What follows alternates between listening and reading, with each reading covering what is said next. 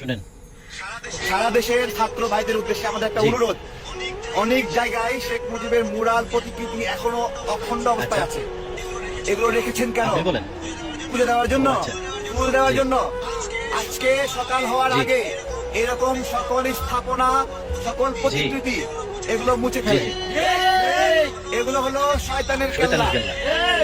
এই শয়তানের কেল্লা মাটিতে মিশে দিতে আচ্ছা হবে। আচ্ছা শয়তানের কেল্লা মাটিতে মিশে না জি। দিলে, আপনারা দেখেছেন মাঝে মাঝে বিভিন্ন জায়গায় লাল সালু বিছায় দিয়ে সেখানে আস্তানা জি। গাড়ে, তেমনি এই শয়তানের কেল্লাগুলো এখানে আবার আস্তানা গাড়বে। এগুলো মিশিয়ে দিতে হবে। এই যে যার বক্তব্যটা শুনলেন, সর্বজনের পরিচিত আম তারেক, আম ব্যবসায়ী। তো আম ব্যবসায়ীকে যদি আপনি নেতা মনে করেন, তাহলে আপনার সবচেয়ে বড় ভুল হইব এই নেতা মনে করাটা। তাকে, তার সাথে যে শব্দটা সবচেয়ে ভালো যায় সেটা হলো সে রাজনৈতিক পতিতা। রাজনৈতিক পতিতা চিনেন? দেখছেন না, যারা পতিতা ব্যবসায়ী করে তাদের পুরুষ পাল্টাইতে বেশিক্ষণ সময় লাগে না। সে হইল এই জাতের রাজনৈতিক পতিতা, বুঝছেন? সে তার কথা পাল্টাইতে বা দল পাল্টাইতে বেশিক্ষণ সময় লাগে না। যেদিকে ফায়দা দেখে ওই দিকেই সে দৌড় দেয়। জামাতকে নিয়ে কত ভালো ভালো মন্তব্য করতেছিল কিছুদিন আগেও, যখন কোনোখানে প্রাকৃতিক দুর্যোগ হইতো, যেখানে গিয়া অন্য কাউকে দেখে নাই এই ত্রাণ বিতরণ করতে, সেখানে গিয়া দেশে জামাত ত্রাণ বিতরণ করতেছে। জামাত একটা বরকতময় দল, তার জীবনে দেখে নাই জামাত কোনো অন্যায় অপরাধের সাথে যুক্ত হইতে।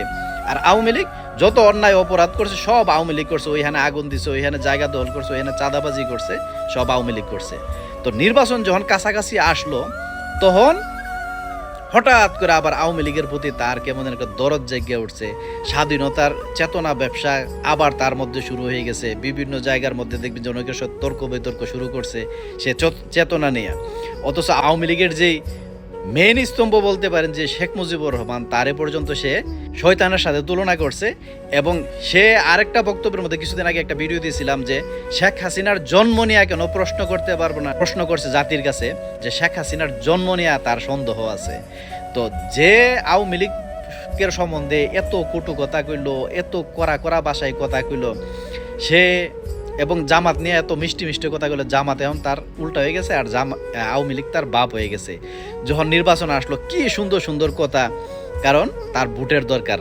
অন্তত আওয়ামী লীগ তো তারে ভোট দিব, শেষ পর্যন্ত পাইলো কয়টা? আন্ডা পাইছে, 1000+ ভোট পাইছে, সম্ভবত জামানতও বাতিল হয়েছে। তো এই হারামজাদা এখন দেখবেন যে বিএনপির প্রতি তার কত মায়া। হারি কিছুদিন আগে একটা বক্তব্য বলতেছে এখন লোডশেডিংও মনে হয় না, কারণ তার পছন্দের সরকার ক্ষমতার মধ্যে।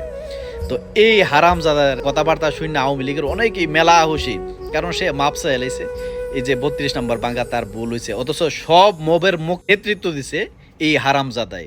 এই যে দেখলেন না, বঙ্গবন্ধুকে শয়তানের সাথে তুলনা করছে।